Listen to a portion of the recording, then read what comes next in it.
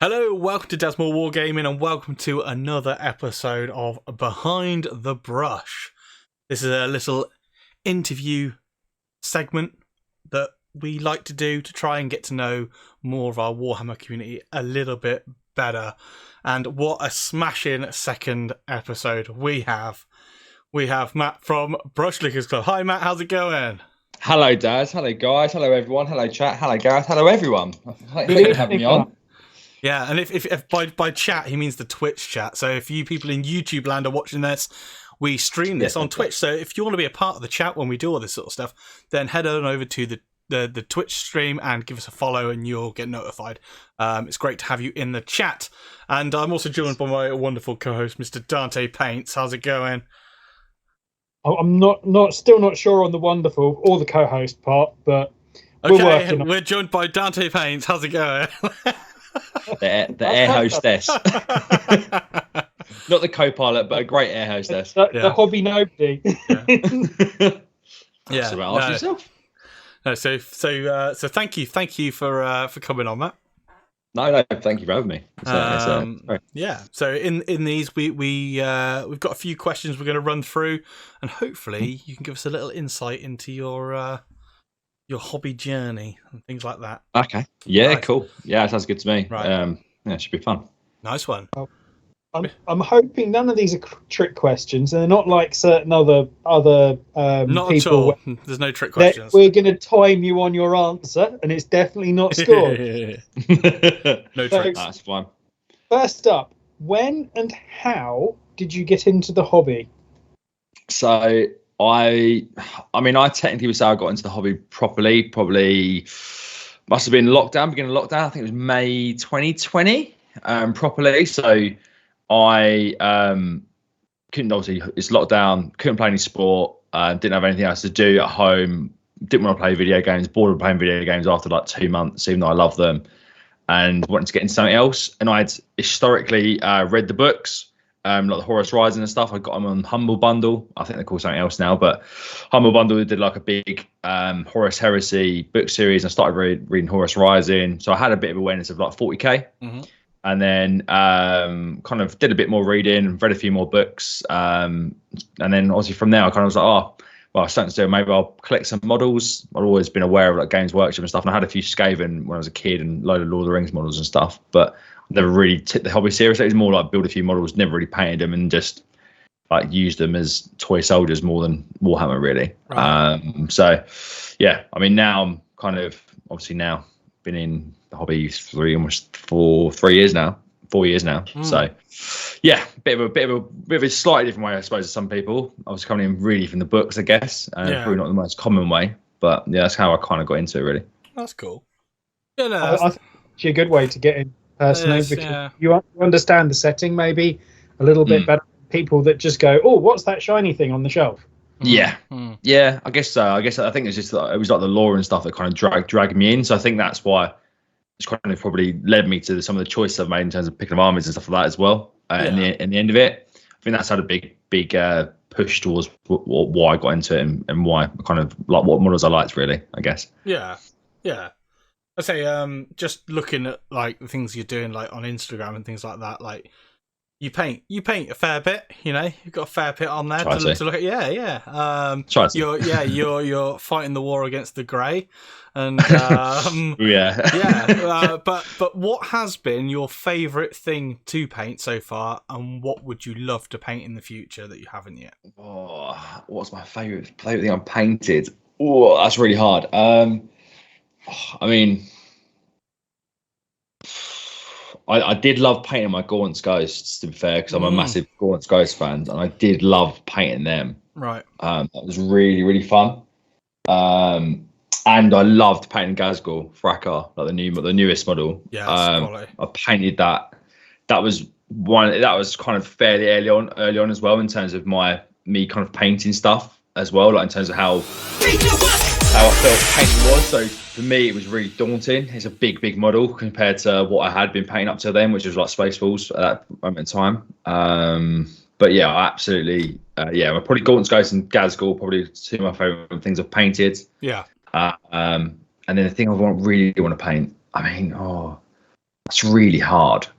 Oh, I'll tell you what. Actually, no, I do know what I want. I've got a Lord Croak sitting on my shelf. Oh yeah, that is nice. Yeah. Yeah, so I've got that, and I'm looking forward to that. I do have a Seraphon army basically fully boxed in at the moment, apart from a half painted skink. Yeah. So yeah, definitely Lord Croak. Big model, lots of techniques and stuff to do on it. So I'm really looking forward to when I feel like I'm ready to really kind of just get stuck in him and kind of nail him, because it is a fantastic model. I really like all the Seraphon stuff. It's really, really good, man. It's really good. Yeah. I want to take the opportunity as well to say thank you to 4-Way Flashes for the subscription. That's very kind of you. Thank you very much. Always valuable. Yeah, I leave the notifications for that sort of stuff on because I appreciate you guys when the follows and subscribes on here. So I leave it all on. So thank you. Yeah, that's wicked. Yeah, I agree. I liked Croak. Croak's an amazing model. And so is Gaz, to be fair. So yeah. I mean, I've got the Agrodons as well, and I love the Agrodons. Yeah. They're beautiful. To be honest with you, like I've said this on the podcast and stuff. If people listens, and I've said it to you, Daz. I think AOS models are beautiful. I really am looking forward to getting stuck into it. That's kind of 2024. I've got a load of terrain to paint that I want to get done, and then that's probably my next big thing is going to be a load of AOS basically that I want to get stuck into. So I'm quite looking forward to it, to be honest with you. I'm going to have to dig back through your Instagram and find Gaunt's Ghosts because I love the new models that they come up with. I do have them sat ready to build from when they came out. Because I've been into Gaunt's Ghosts and Heresy series basically since they came out. I have a first edition of First and Only signed by Dan on the games day it came out. But a bunch of us decided we were going to go to games day in, well, at the time it was considered more fancy dress because we're talking like 1999, 2000 as Gaunt's Ghosts. I love that. And because I was the tallest and skinniest, I ended up being forced into dressing up as Homicide Court. There has been talk of me reprising the role when I become a little bit fitter again in the near future, but we'll wait and see. So question 3 is, funnily enough, is in 3 parts. Oh, okay. Well. So you've expanded on a little bit from just the pure hobby side of things in terms of models, painting, potentially getting a tabletop. So can you tell us, what is the Brushlickers Club? When did you start it and how did it come about? So Brushlickers Club is a podcast basically that me and my friends Sean, Biltong Boob on Instagram. Basically, we decided we wanted to just randomly put a podcast together. We'd kind of met kind of through mutual friends, so we knew we had there's a group of people like Rachel Warhammer Girl, Quipstar, Silver Paints, Lady Kane, Ash, like to Lord, and a few others. We all met up at Bad Moon Cafe, and Sean was in the group meant to, but he couldn't make it because of work. And me and Sean just started having a kind of bit of banter in the chat. And then we started chatting, and then probably about 3 months later, after chatting, we were like, "Oh, we talked so much shit. We should." Oh, sorry, I can't know if I can swear or not, but we talked so much rubbish. I'll beep it. Don't worry. Good, okay. I'll just go Feth instead and go full Gaunt's Ghosts. Sorry, I'm sorry. I swear on my podcast because we don't care. I don't usually on the streams, but on YouTube. Sorry, I apologise for anyone who's offended by my life. It's all right. I'll beep it. Don't worry. I'll try my best. So we just went, look, we chat a load of rubbish. So why don't we just do a podcast and just kind of do it our own way, like just cast and see what happens. So. It's a year into this month basically that we're going to have been running Brushlickers. So we had the Instagram account, we did a few bits and pieces in the background, and then we released a horrendous pilot episode that we did where this is the worst microphone in the world from me, and you can tell we haven't got a clue what we're doing, but it's been a bit of a roller coaster. It's been really, really good. We've had some amazing guests on, including Daz. Cheers. Maybe I should have said amazing guest and Daz. I don't know, I'm not quite sure. I'll take it. But it's been really good. I think it's been great to kind of really get engaged with the community. I think that's the thing I've loved the most about it. And all we're trying to do is just be like normal hobbyists, enjoy it. Like, look at, I don't think we even consciously try to be just positive about stuff. We're just enjoying the hobby, like, and that's it. Like, best way to do no it. one really tends to moan. It's more like, everyone's sharing their work and enjoying what everyone loves, which is this hobby, right? Yeah. I mean, to be fair, that's pretty much what I've seen of Daz, and the other one that's quite a lot like that is very much a case of doesn't really worry about whose it is as long as people are enjoying the hobby. Is obviously Mini Wargaming Dave is another one that's a bit like that as well. Yeah. Let the hobby be the winner, you know. Yeah, 100%. That's it. It's a hobby, isn't it? Yeah. That's the point of it. It's been bringing enjoyment. Yeah, I mean, I really do enjoy the podcast. I do listen to it in bits as I paint if I'm not doing anything else for the channel and stuff like that, obviously. But I do enjoy it. I do listen into your ramblings and things like that. It's quite nice to have something that's not so. I mean, what's the word really? Just not so. Structured? Yeah, it's got that structure to it. Like, you know, like when certain, like, especially with videos things, you can feel like there's a lot of videos that are just over edited. Yeah, like it's quite raw, is what I mean. So it's I mean, quite genuinely, like, Sean doesn't edit anything. It's literally what you hear. Yeah, is literally what you get. Like that, that's it. Like, when we push record to when we stop pushing, like, the record button comes off. That's literally us. So the only thing you get in there is the intro. That's already been pre-recorded. That's nice. It. So and you can probably tell that from literally the intro, and because obviously, Dad, you've been on, so you know it's like we genuinely always mess up the intro, even though it says it's a 3, 2, 1. Yeah, but I know there's probably a lot of people that might be interested in doing something similar, like doing a podcast or something like that. Is there any advice that you could give to anyone that's wanting to get into podcasts? Yeah, definitely. So I think if you're going to do a podcast, I think the first thing is to think about how you want to kind of, what type of podcast you want to be.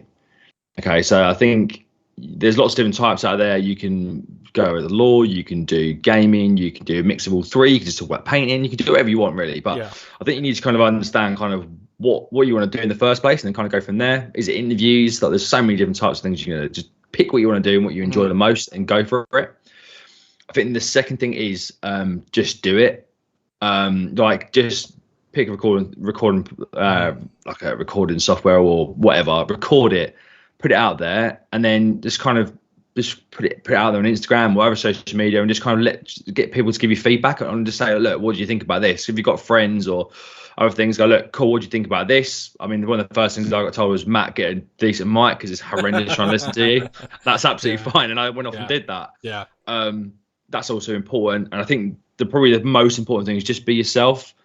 It's really easy to be forced and not yourself by doing a podcast, because I don't know, let's be honest, podcast, there's thousands, tens of thousands of podcasts out there. There's loads, and even Warhammer, but I think it's, if you can be yourself, people like that, and they want to feel part of something. So if you're listening to something, I really tune into a podcast where I feel like I'm in part of a conversation. Right. So just kind of like be you, make it conversational, and just enjoy it, really. Like, and if you want to bring people on to your show, if you want to do interviews and stuff, just ask them. Like, in this hobby, I've had no one say no so far. No, I've had no one say no. That everyone said yes. Even though I've been like, look, would you come on? Everyone's always said yes. So it's just more timings. That's the only thing we've ever had is timings. So just ask. The community is awesome. So just do it. Hope that helps. I mean, that might be a rubbish answer, but no, mate. If anyone doesn't want to ever ask me, then obviously by all means just come and ask us. We'll tell you honestly. We're very open and transparent. That's great advice. Great advice. So, and this is sort of like, there's going to be no shame behind this question at all. Christ. How many armies do you own, and which is your favourite? Right, okay. So, quite a few, to be fair. First army is Spaceballs. I did. Second one is orcs, goth orcs. Just to clarify. Yeah, you've got to be goths. I've got my Imperial Guard, which is a Tanith force because obviously love Gaunt's Ghosts. I've got an Abmech force, which I've painted next to nothing really in the grand scheme of things, but I mean I could probably scrape a 750 point game out of it.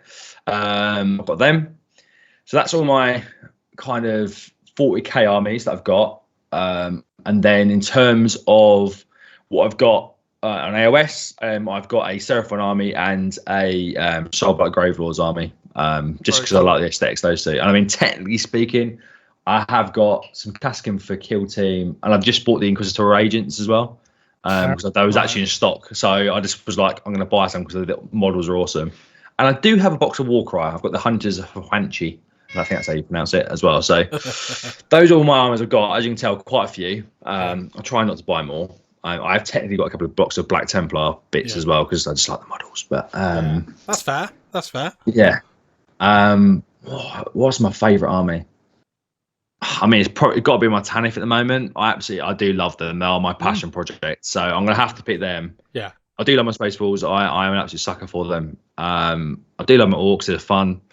I love the models of my AOS, but I haven't actually dived into the lore as much yet, and I do want to learn more. And two, I haven't really played it. I haven't played OS because I haven't painted anything. So I've got them purely because I want to get into it, and they're my favourite model sets. I can't really say they're my favourite yet. But if I had to pick one out of AOS, I'd say Seraphon would probably be my favourite in terms of aesthetic. If I had to pick one for AOS in 140k, so. There you go. So it's a complete answer there. Forge of Mars in the Twitch chat on your side because he's put Mechanicus represent and then he said Black Templars for the win as well. Yeah, I mean I'm covering all bases here. Basically, if I collect a bit of every army, I'm going to keep everyone sweet. Basically, that's how it works. Yeah, exactly. So yeah, we've already spoken a little bit about a few things that you enjoy about the hobby and whatnot. But what would you say is your favourite thing about the hobby? I mean, it's obviously the community. The community is the best bit. But I think that kind of goes without saying, surely. Like everyone's favourite part is the hobby, is the community, really. To be fair, it's kind of why I ask it because I feel that too, and I expect most people's answers to be the same. But I just think, it if that is the case, it's still great to hear from people. Do you know what I mean? It's great to put out there. If we have every single one of these with the same answer for that question, then like I'm happy because it just means that the hobby's in such a good place. Like, so 100%. There's no right or wrong answer. It doesn't have to be your favourite, but I'm always glad when people do say it. So it may be a given, but then I'm glad it is. I'm glad it is a given. It's definitely my favourite, mate. Yeah, it's definitely my favourite part. But I suppose I'd take it for granted, I guess, a little bit, because I think as people I speak to, I really like, and I've got to know loads of decent people. So I think it's kind of almost become a given. I just as a result. So I don't know. Maybe sometimes I take for granted that I just love the community. That's a part of the hobby I love. But I mean, if you was looking at it just from a pure hobby point of view, if you wanted to kind of get an answer on that, probably the painting side of it I love. I don't get as much time to do as much cool stuff or learn techniques as I'd like, being really busy and stuff. But it massively helped me like mental health wise during the pandemic, and then now I still find it really relaxing, and I like putting doing new techniques and trying new things out, and I love that aspect of it, making something that's your own and converting as well, converting things to kind of represent certain aspects as well. That converting and painting, that's the actual modelling side I do love, probably the most outside of the community part. If I was going to pick one, something else outside of that. Very cool. So given the mention of obviously painting is one of your favourite aspects of it segues quite nicely into the next question. As if I knew. As if I knew. What is your favourite colour and brand of paint? They don't have to be the same thing. Yeah. Okay. What's my favourite colour? I mean, technically my favourite colour is orange, but I don't think the oranges are my favourite colours. My favourite paints to use, to be honest with you. Okay. I can tell you that you don't want to taste half of them based off of the brush licking aspect. A lot of them are not nice. Luckily, they're not toxic, but don't eat anything that is toxic, guys. I tell you what I do love. I do absolutely love a bit of Bile Red. You like Bile Red, do you? I don't paint a lot of red, but when I do, Bile Red is really nice. Right. Bile Red and Blood Angels Red really are good to use. Yeah, and Flesh Terrors red as well. The reds, I actually really like the contrast reds. I think they're really nice colours. I think they've got a nice range to them. They cover nicely. I mean, the pigment in red's good anyway. So they're really, really good. Yeah. Would you say in terms of branding? Yeah, the branding. Like, would you go with Citadel, or are you going to go with something? I do love Vallejo stuff. Yeah, that's fair.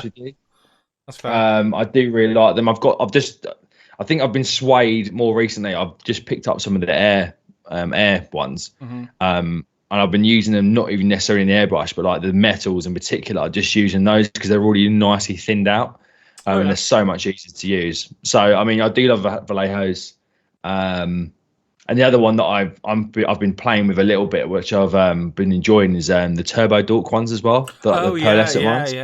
Yeah, they're really cool. I mean, I've done one of my skinks. I've done using that to kind of give it like the shimmer, like it's got scales and shimmer. So that's what I'm kind of want to use for some of my surfing. But to note it down, reds from Citadel, like the contrast ones, is my favorite colors to use. Vallejo is probably my favorite, but then honorable mention is going to go to Turbo Dork because I do love their stuff. I think they're pretty cool. I say Forward Flashes is putting a good shout out for Flesh Terrors Red in the chat, which is also a very very nice red. Yeah, Flesh Terrors Red is pretty good. Rex is sweet and tasty. I don't know. It's brown. Looks like brown and mouldy to me. Yeah, it's mouldy. Yeah, it's mouldy. Yeah. It's all over my desk. Yeah, as well. Got a leak in the pot everywhere. But so at the beginning of this, you mentioned about how you sort of got into the hobby, your gateway and things like that. But for anyone that's wanting to get into the hobby, is there any advice that you would give those people? I think the best thing to do is, first thing is look at the models that you think you like the look of the most first, because at the end of the day, if you're going to actually collect models, you want to paint things you like the look of. Doesn't have to be an army, can literally just be a couple of characters or a couple of basic units. Do that, and then what I would do secondary to that is maybe start reading some of the lore around it. That could be using just internet resources. It doesn't have to be buying up books and stuff to begin with, or even actually watching some of the YouTube videos and stuff. If people aren't massive readers, that type of thing, and you want to listen to something, there's some really great YouTube channels out there for lore, which I'm sure people can. Well, I mean, I can point you to loads now, but there's so many good ones out there. Because you that way, then because you like the models, and then if you then like the lore, I feel like that's how you can really kind of get into it, because you marry up the two aspects of, you like it visually and you like the thought behind it. And I think I love a bit of narrative aspect to the game. So that's what kind of drew me in more and more and more. So I started reading more, and hence why now I've got a massive Gaunt's Ghost army that I'm building, because I was like, oh, the models are cool. Oh, I've got a new range. Oh, I absolutely love the books. And then I'm like hooked. And once you're hooked, you're in. That's it. You're not getting out. You're never getting out. Hotel California. Exactly. Check so, out, but you can never leave. I apologise now.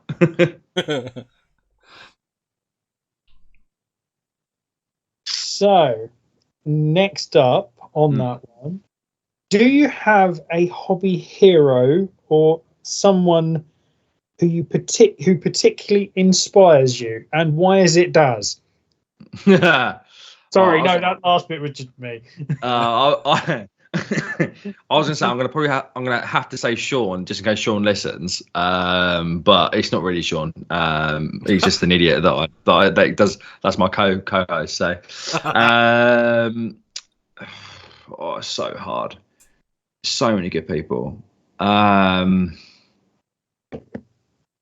tell you one of the people who I do absolutely love, and it's probably two people I really enjoy. Is one of them is from a Space Wars point of view, which I really got into my converting, was Valbjorn. I don't know if anyone's ever come across him. His conversions in terms of using green stuff to like make the hair, beards, and lots of other stuff. That's what really he really brought me into not only just getting into making my space walls, but making them my own and really giving them their own identity. What he can do skill wise is absolutely phenomenal. I mean, check his videos out. They've got videos, and he's got amazing free videos and stuff on YouTube, just kind of to get you started on lots of stuff. So do check him out. But he's probably one of them. And then as a second one, I'm probably going to go. Do you know what? But only because I've obviously had a chat to him now and I got to know him a little bit more. Is Peachy. Yeah. So I didn't really know Peach. I'll be perfect honest, I didn't really know Peach as well as Sean did and stuff, and as probably a lot of other people in the hobby until kind of the last probably 18 months or so. Because I started watching a few that I don't really tend to watch a lot of the kind of GW tutorials and stuff. To be honest with you, I watch like other people's.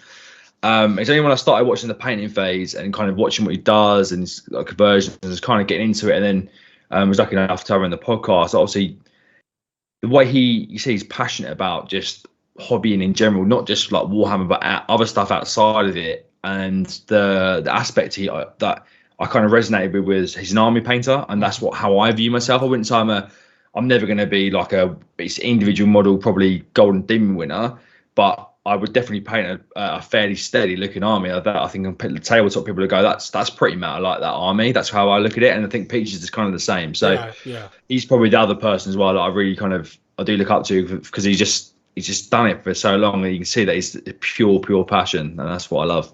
Yeah. Oh, wicked. Some good answers there. Thank you. Peach is always a good answer. Yeah, he's sound. Top guy. Yeah. Forge of Mars basically says exactly the same thing in the Twitch chat. Peach is a free choice as he is a total legend. Yeah, he's such a nice guy. Like, just getting to know him a bit better, kind of over kind of last couple of months and stuff has been really cool. He's such a nice guy, and I mean, even all the guys on the painting page as well in general. Pat, and I've been lucky enough to meet Pat in person as well, and Jeff's absolutely sound as well. Jeff's absolutely hilarious to be honest with you. Would happily sit in a pub with him for several hours, have a right good laugh. yeah, it's true. So yeah, onto the final question, I guess, and it's sort of both aimed at you as a hobbyist and at the podcast. So what are your aspirations for the future, and what can people expect to see from you and the Brush Lickers Club podcast? So I mean, aspirations for 2024, I suppose personally, I think for me it's just kind of just keep hobbying, really, just keep enjoying it. I haven't given myself a list of things I have to do this year or put any sort of pressure on myself. It's just enjoy my hobby still, because it is a hobby. So paint some AOS, paint a load of terrain, do it when I can, and then that's me. Podcast, which is probably where I throw most of my effort into, to be honest with you, when it comes to hobby these days. I mean, we've got a lot of kind of really cool guests lined up over the next kind of few months already. I'm also taking a really short break because I'm about to have another little baby. So I'm going to have a little short break in recording, spend some time with the family. But we've got Spence painting on Monday, like the Monday as of when we're recording this, coming on, which would be great. Loads of other cool guests. And I think we're looking to kind of maybe do some sort of meet up at some point this year, which would be really, really cool to do.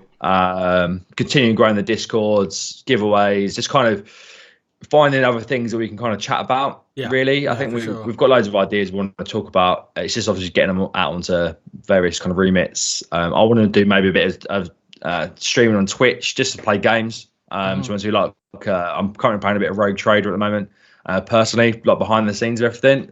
Thinking about maybe a bit of that as well. But yeah, I mean, it's just going to be pretty much more of the same with Brush Lickers Club, just maybe doing a few more organised things, maybe meetups and very cool. Kind of, or maybe a Warhammer World day or something. We'll kind of see how many Brush Lickers we can get together. That sounds really cool. You have to all lick all the brushes for sale in the store. Yeah, I'm gonna get the Guinness World. Yeah, I'm gonna get the Guinness Book of Records down. The most amount of people licking brushes simultaneously. That'd be great. What do you reckon? Do you reckon that'll count as a record? Yeah. Well, I'll tell you what. I do have just a bonus question before we wrap this up for the YouTube people. What the hell's this obsession with sausages, man? Mate, who doesn't love a sausage? Come on. Yeah, it's just that. I mean, it's a great question. It's now transpiring that it's going onto other podcasts and other channels as well. It's now a frequently asked question. A great debate about how many sausages. I mean, it's a great debate. Like, it doesn't matter. Even people who maybe are kind of vegan or vegetarian, a lot of them eat their own like vegetarian or vegan sausages. So it's a valid question across all people's dietary needs. Yeah. But who doesn't love a sausage? So I put it to the Twitch chat right now, and anyone watching back on YouTube, do comment how many sausages in a sausage dinner, basically. Sausage dinner. Yeah, we've done it. Yeah. How many sausages is the right amount? So let's move it onto this channel and platform as well. Let's get it going. So yeah, there we go. it's come over from the Brush Lickers Club over to Mars. All the sausages from Daz Wargaming. Yeah. All the sausages. Not a fan of sausages. I don't like the smell. God, get out. Drop me out. Get out of here. Get out of chat. Now, everyone loves sausages. There's so many good sausages as well. I mean, I think I know I'll caveat it and stuff and say if you have to nail it down, obviously lots of people here have sausages in different types of dinners. So this is where it descends into chaos. You can go right down the rabbit hole. I mean, I tend to go sausage dinner. You normally go in like bangers and mash, probably the most common dinner. I'm very much a 4-man. Okay, I like a 4 Cumberland sausages, something of that nature. That's where I'm at. There we go. That's what Matt's going with. There we go. I'll be keen to hear what everybody else says. But yeah. No, I thought I'd just end on that one. That's quite a funny thing just to throw out there at the end. It's a great question. Yeah, it's a great question. It's universal. Yeah. But yeah, for now, we are going to wrap up for you guys in YouTube land.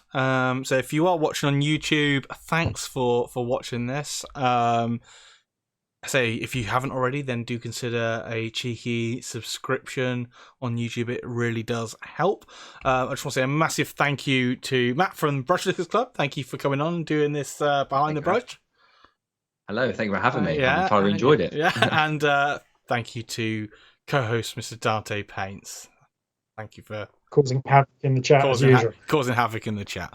So right now we are gonna we're gonna carry on over on Twitch, do some hangout and hobby. If you want to be a part of these sort of things, then head over to Daz and Wargaming on Twitch.